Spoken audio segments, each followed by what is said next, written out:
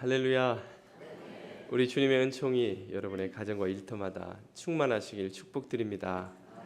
앞뒤 좌우에 있는 분들에게도 축복의 인사를 부탁합니다. 더운데 고생하셨어요. 이렇게 한 주 동안 무더위에 얼마나 고생이 많으셨습니까? 많은 분들이 이 21세기에는 순교가 사라진 줄로 알고 계십니다만 실상은 그렇지 않습니다.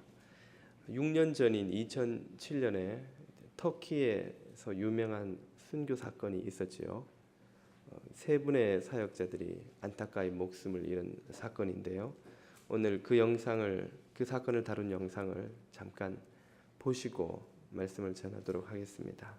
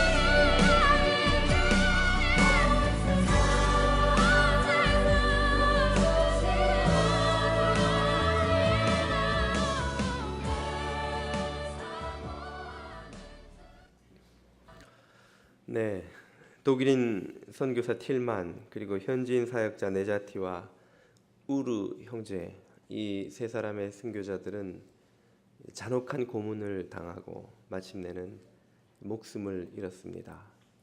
이들의 참혹한 죽음은 도대체 무슨 의미가 있는 것일까요? 이들이라고 가족과 함께 단란하고 행복한 삶을 왜 살고 싶지 않겠습니까? 이들은 왜 이런 참혹한 죽음을 당해야 했으며 이들의 죽음은 어떤 의미를 가진 것입니까? 이들의 순교 사건이 있은 직후 터키에서는 많은 숨어있던 그리스도인들이 공개적으로 그들의 신앙을 고백하고 전도를 하기 시작했습니다. 동료의 죽음을 본 선교사들은 유서를 써놓고 그보다 이전보다 더욱더 뜨겁게 선교 사역을 감당했습니다. 많은 세계 교회가 터키에 관심을 가지고 기도를 시작했습니다. 특히 서구에 있던 그리스도인들은 편안하고 안락한 삶에 취해 영적인 잠에서 깨어 오늘 이 시대에도 복음이 전파되기 위하여 많은 희생이 치러져야 함을 깨닫고 다시금 주님 앞에 바로 서는 계기가 되었습니다. 터키 정부는 기독교인들을 포함한 비무슬림 종교인들의 인권과 그들의 종교적 자유를 보장하기 위해 더 노력하겠노라고 공언하기에 이르렀습니다. 터키를 위한 많은 변화가 바로 이들의 순교로 말미암아 일어나게 된 것이죠. 이들의 참혹한 죽음은 그러므로 의미 있는 의를 위한 고난이요 하나님 나라를 위한 거룩한 희생이라고 할 수 있습니다. 2000년 교회 역사 동안 교회는 바로 이 희생의 피 위에 세워지고 성장해 왔던 것입니다. 고통에는 무슨 의미가 있습니까? 우리 그리스도인들이 겪는 고난의 의미는 무엇입니까? 바로 거룩한 희생입니다. 3주째 저는 고통의 신비에 대해서 설교를 해오고 있습니다. 고통에는 경고의 의미와 연단의 의미가 있는가 하면 거룩한 희생이라는 의미가 있음을 오늘 나누고자 합니다. 오늘 우리가 읽은 성경 본문의 주인공 스데반은 바로 이 거룩한 희생의 모델이 되는 인물입니다. 그는 헬라파 유대인들에게 복음을 전하다가 투석형에 처해져 목숨을 잃지요.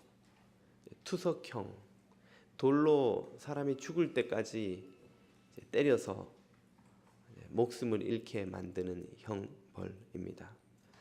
예전에 새벽기도 시간에 사도행전 설교를 하며 이 투석형에 대해서 좀 설명을 드리려고 자료를 찾아봤는데요. 차마 교우분들께 그 사진을 보여드릴 수가 없었습니다. 얼마나 참혹하든지 날아드는 돌에 의해서 온몸의 피부가 다 찢기고 뼈가 부서지고 그래서 마침내 온몸의 뼈가 으스러져서 목숨을 잃는 형벌이 투석형입니다. 사진 자료를 도저히 보여드릴 수가 없을 정도로 참혹했었던 것이죠. 스데반은 바로 그와 같은 형벌로 목숨을 잃었습니다. 그가 무슨 죄가 있기에 그런 참혹한 고난을 겪고 목숨을 잃어야 했던 것일까요? 그의 죽음은 도대체 무슨 의미가 있는 것입니까? 그의 죽음은 하나님 나라를 위한 놀라운 도구로 쓰인 거룩한 희생이었습니다. 스데반의 순교가 있기 전까지 예루살렘의 교회는 예루살렘이라는 경계를 벗어나지를 못했습니다. 그들은 주님이 승천하신 이 예루살렘 땅에서 복음을 전하고 있노라면 주님이 금방 다시 오실 것이라고 생각했던 것이지요. 그러나 주님은 승천하시기 전에 그들에게 땅 끝까지 이르러 모든 민족을 제자로 삼으라고 하셨고 예루살렘과 온 유대와 사마리아와 땅 끝까지 이르러 내 증인이 되리라 고도 제자들에게 말씀하셨습니다. 제자들은 그 말씀의 뜻을 이해하지도 못했고 그렇기 때문에 예루살렘을 벗어나 이방인들에게까지 복음을 전해야 한다는 생각도 결코 하지 못했던 것이죠. 그런데 무슨 일이 일어났습니까? 바로 이 스데반의 순교로 말미암는 거대한 박해가 예루살렘 교회에 불어닥쳤고 그 결과 이 예루살렘 교회 교인들은 전 세계 각지로 흩어져 복음을 전하며 예수님의 그 예언과 명령대로 자신들도 모르게 순종하게 되는 일이 일어났던 것입니다. 본문 사도행전 8장 1절과 4절을 한번 보시겠습니다. 그날에 예루살렘에 있는 교회에 스데반의 순교로 말미암는 큰 박해가 있어서 사도 외에는 다 유대와 사마리아 모든 땅으로 흩어지니라. 흩어진 사람들이 두루 다니며 복음의 말씀을 전할세. 이들은 그들이 결코 깨닫지 못했던 하나님의 말씀을 순종하게 되었지요. 무엇 때문에 말입니까? 바로 스데반의 죽음 때문이죠. 스데반의 순교가 그 기폭제가 된 것입니다. 그리고 그 결과는 무엇입니까? 5절 이하에 보면 이렇게 나옵니다. 빌립이 사마리아 성에 내려가 그리스도를 백성에게 전파하니 무리가 빌립의 말도 듣고 행하는 표적도 보고 한 마음으로 그가 하는 말을 따르더라. 많은 사람에게 붙었던 더러운 귀신들이 크게 소리를 지르며 나가고 또 많은 중풍병자와 못 걷는 사람들이 나오니 그 성에 큰 기쁨이 있더라. 제자들이 흩어져 가는 곳마다 복음이 전파되고 그 복음으로 구원 얻는 역사가 일어나고 치유받고 회복되고 하나님의 사람으로 거듭나는 역사가 일어나 큰 기쁨이 성마다 있었습니다. 이 기쁨의 역사, 구원의 역사, 생명의 역사가 바로 무엇을 통해 시작됩니까? 이 스데반의 순교의 사건을 계기로 시작되는 것이죠. 결코 제자들이 깨닫지 못했던 하나님의 구원 역사가 이 스데반의 순교를 통해서 시작된 것입니다. 하나님이 스데반의 순교를 이 구원 역사를 이루시는데 쓰신 것이죠. 그러므로 스데반의 죽음은 비참하고 무의미하고 운이 나빠 당한 불행이 아니라 하나님 나라를 위한 거룩한 희생이요 의를 위한 고난이라고 할 수 있는 것입니다. 우리 그리스도인의 삶에는 반드시 이런 거룩한 희생이 있기 마련입니다. 그래서 예수님은 마태복음 16장 24절에서 제자들에게 이렇게 말씀하신 적이 있습니다. 이에 예수께서 제자들에게 이르시되 누구든지 그 누구라도 한 사람도 예외 없이 나를 따라오려거든. 나를 따르는 제자가 되려는 이들은 누구라도 예외 없이 자기를 부인하고 자기 십자가를 지고 희생을 기꺼이 감당하며 나를 따를 것이니라. 거룩한 희생은 예수 그리스도를 따르려는 사람의 삶에 반드시 있기 마련입니다. 그러므로 만약 내가 그리스도를 따른다고 생각하는데 내 삶에 아무런 희생도 의를 위한 고난도 없다면 우리는 내 삶이 그리스도를 따르는 것이 맞는가 하는 것을 의심해 보아야 한다는 뜻이죠. 나를 따르는 사람들 중에 어떤 이들은 고난과 희생과 핍박을 받겠지만 어떤 이들은 아무 고생 없이 편안하게 넉넉하게 유복하게 살 것이다. 복걸복이다. 잘 뽑아라. 이런 말씀이 아니죠. 누구라도 그 누구라도 예외 없이 나를 진정으로 따르고자 한다면 그의 삶에는 자기를 부인하는 고통과 십자가를 지는 희생이 반드시 있을 것이다 하는 말씀입니다. 목사님, 하지만 터키 같은 무슬림 국가가 아닌 이 미국과 같이 자유롭고 넉넉하고 안전한 나라에 사는 우리들에게 무슨 순교가 있겠습니까? 무슨 의를 위한 고난이 있습니까? 돌에 맞고 칼에 찔려야만 의를 위해 고난받고 순교하는 것이 아닙니다. 우리가 사는 일상 속에도 하나님의 뜻을 이루고 의를 이루고자 한다면 겪어야 될 고난이 있습니다. 바로 그것을 말하는 것이죠. 마태복음 1장 19절에 보면 약혼녀 마리아의 임신 사실을 알게 된 요셉의 이야기가 나옵니다. 그의 행동을 성경이 어떻게 평가하는지 보십시오. 그 남편 요셉은 의로운 사람이라 저를 드러내지 아니하고 가만히 끊고자 하여.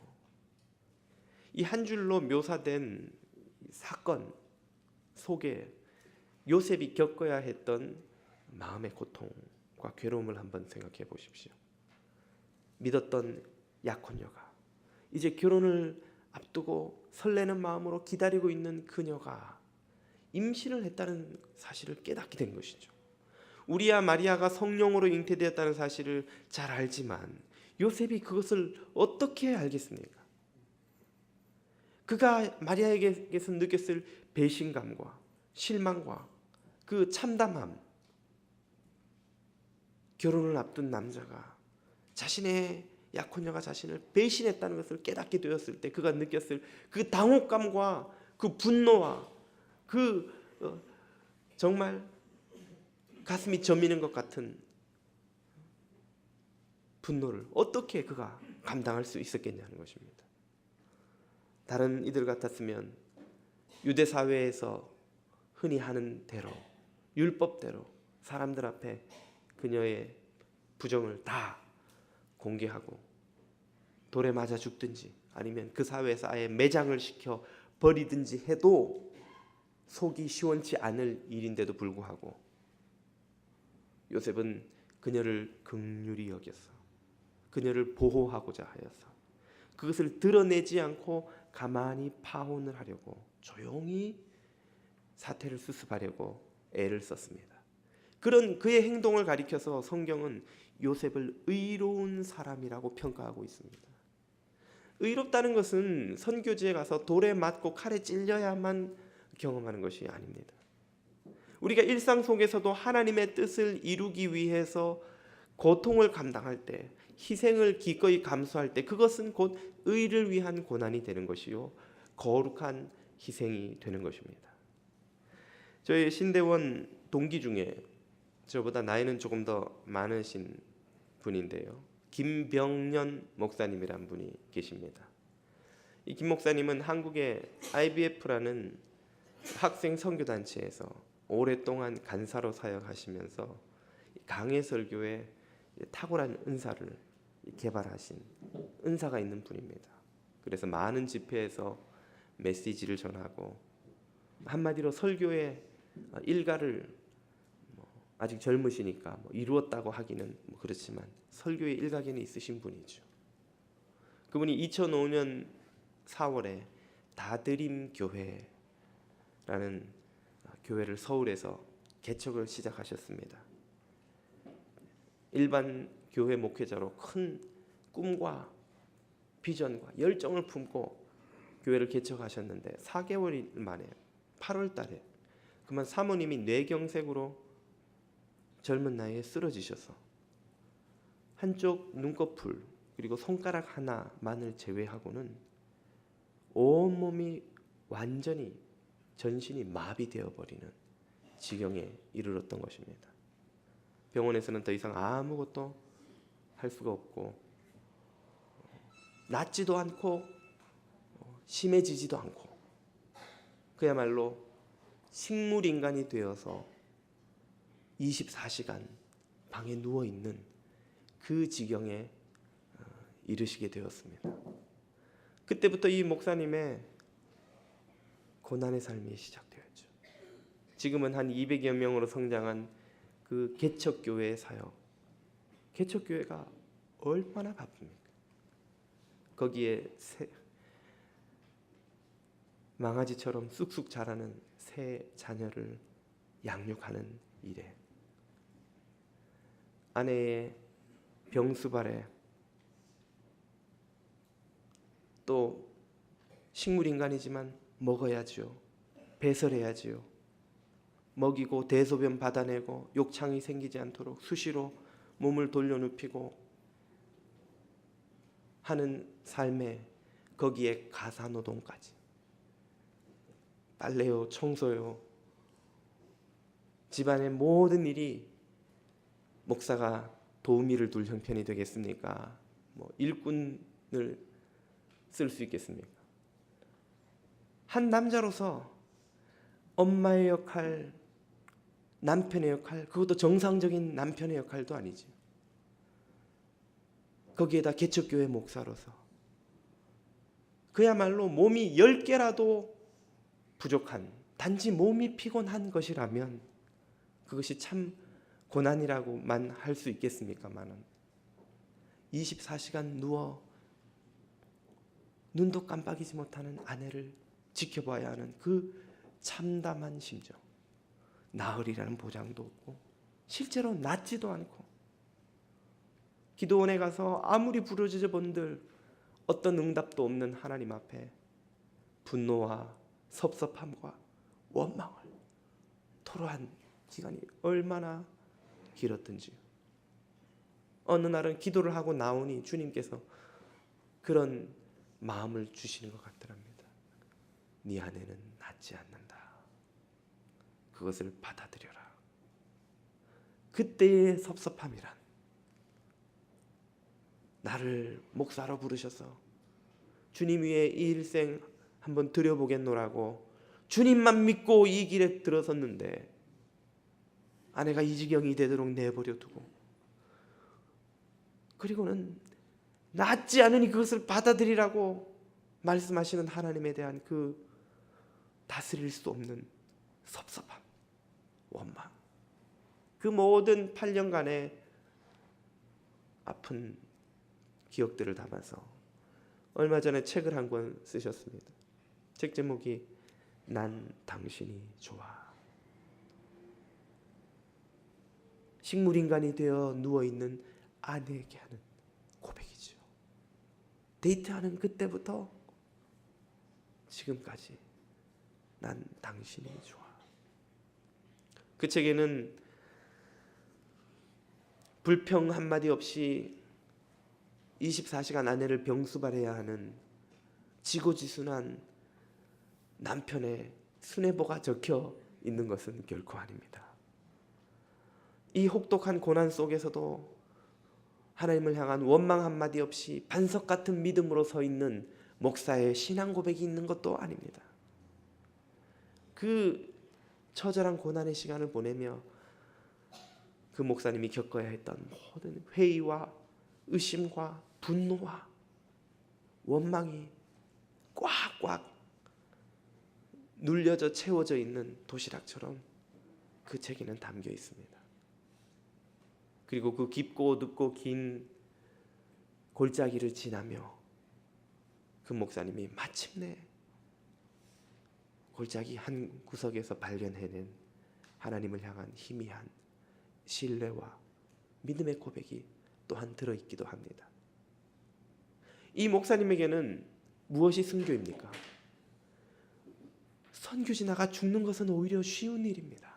이 목사님에게는 사는 것이 순교입니다.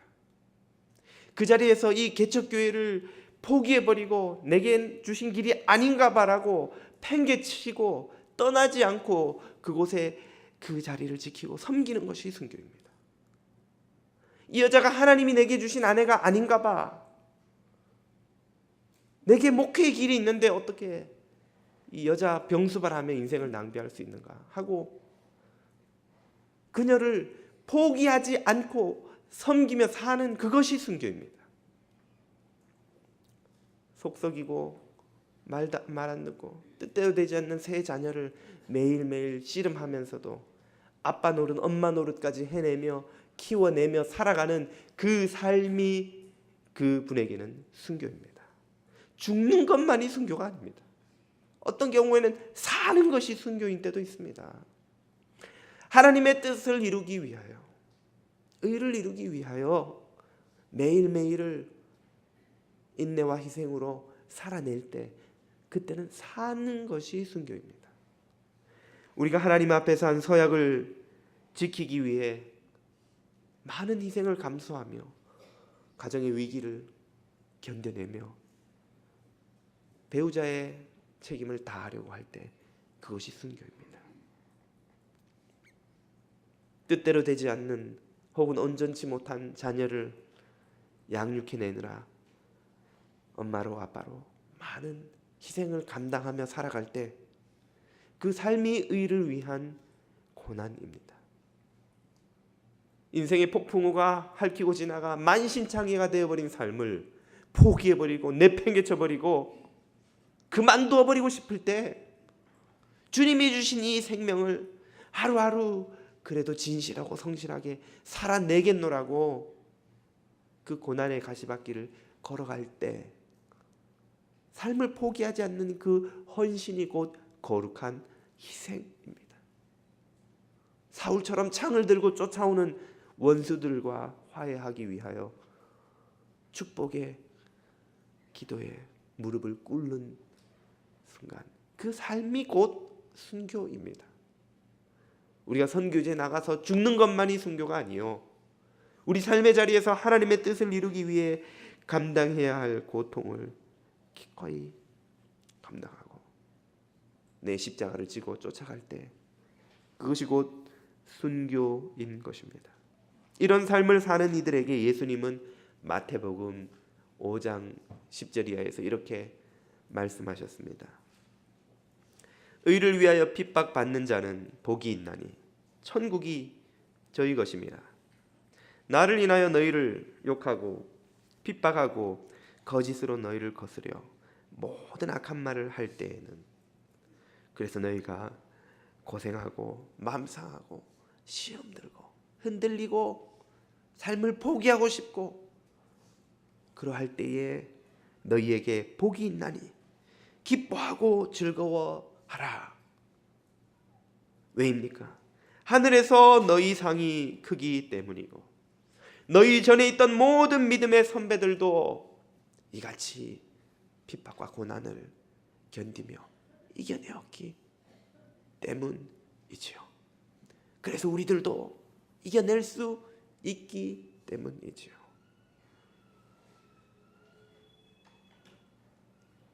사랑하는 교우 여러분, 많은 고난과 고통이 여러분의 삶을 폭풍처럼 핥히고 지나갈 때 하나님의 뜻을 이루기 위하여, 의를 이루기 위하여 고난받는 일을 기뻐하시기를 축복합니다. 하늘에서 우리 상이 큰 줄 믿습니다.